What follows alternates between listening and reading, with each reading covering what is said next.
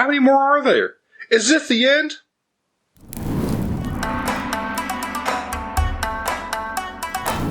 Hi everyone, welcome back to another Scotty Karate video. Today's going to be our final video on the Funakoshi principles and their meanings. Today we'll be going over number 16 through 20 and rounding this whole series up. Hope you had as much fun going through these as I have, because they've been inspiring.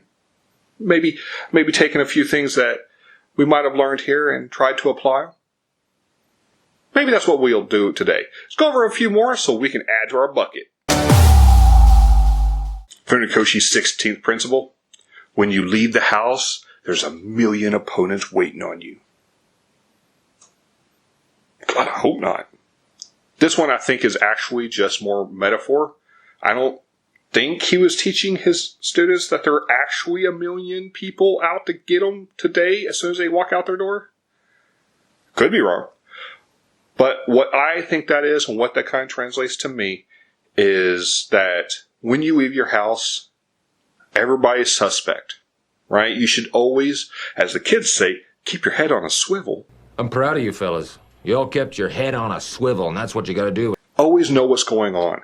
Look around. Make sure that you know, and don't stay oblivious. Because it's very easy to get complacent and go, well, yesterday I didn't get attacked, I was fine, everything's good, and you let your guard down. And that's when someone tries to take advantage of you, attack you, hurt you, what have you. So, when you leave the house, there's 1,000,000 opponents. The 17th principle is beginners must master low stances and posture. High stances are for advanced students only. Why? That makes no sense. I want to learn that now. Duh. Well, there's a few different things here. One, if you've ever done a bunch of low stances, you know you instantly start building leg muscle. Go deeper. Must taste bitter before sweet. Horse stance. Grow roots. Because that's to hurt, yo. But as you get more comfortable, more experienced, those aren't necessarily techniques you'll keep and bring on. No one needs to do a horse stance where you're a foot off the ground. That will never be used in a real fight ever. Horse stance. Very good. For taking a dump. But the body mechanics and the muscle you built from that, training that, 100% will. So a natural stance or a more upright stance is going to be a lot more realistic and quick than a very deep stance. That's why you don't see a lot of people on the street fighting in humongous front stances or cat stances. Because they ain't going nowhere if they do. Number 18. Practice prescribed set of techniques exactly. Combat is a different story. So why would you practice something in a very specific way, but when you get in a fight, it's known or expected that you won't do that no more? So why would they teach it?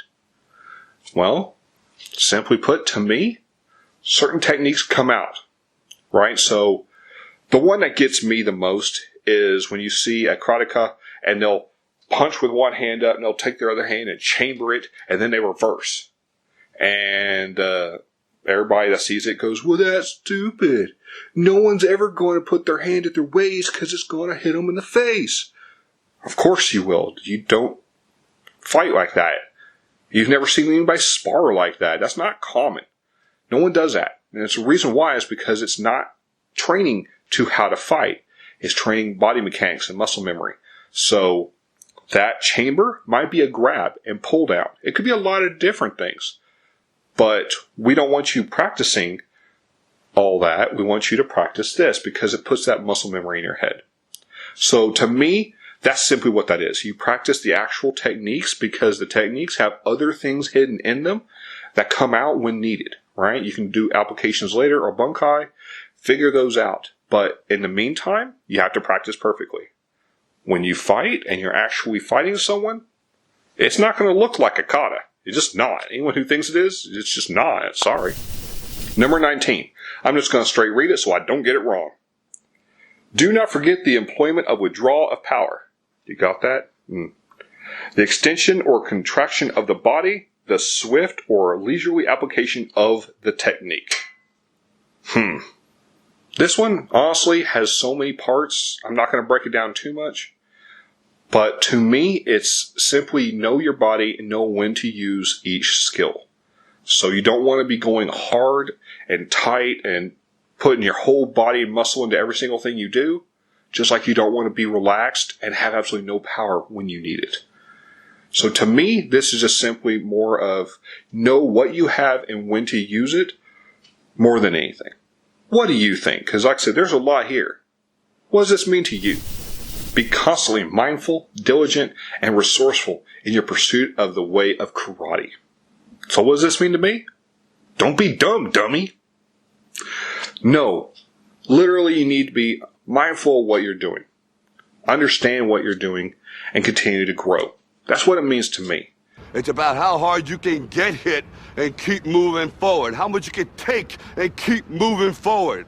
So, simply put, if you're being taught something and you don't feel it's right, it's working, find out, learn. Don't just take it at face value. Don't just go, okay, well, you want me to do X thing even though there's no way in the world that would actually work. Learn. Maybe there's a reason for it. Maybe it's tradition. Maybe it's just something that's always been in the style, so they're teaching it for traditional reasons. Maybe there's a real life application you haven't thought of. Most times that's what it is. Always learn. Always progress. Always continue. Don't be stagnant. No one wants to get into something and then go, I'll do it later. I don't really care that much anymore. You have to continue. You have to build. Remember, karate is a journey. It's not a destination. So if a master can say he's still learning and that you should always learn the entire life, maybe you should too. Just my thoughts. What about you? All right, everyone. That's the videos. All 4. If you haven't seen the first 3, you can check them out in the links.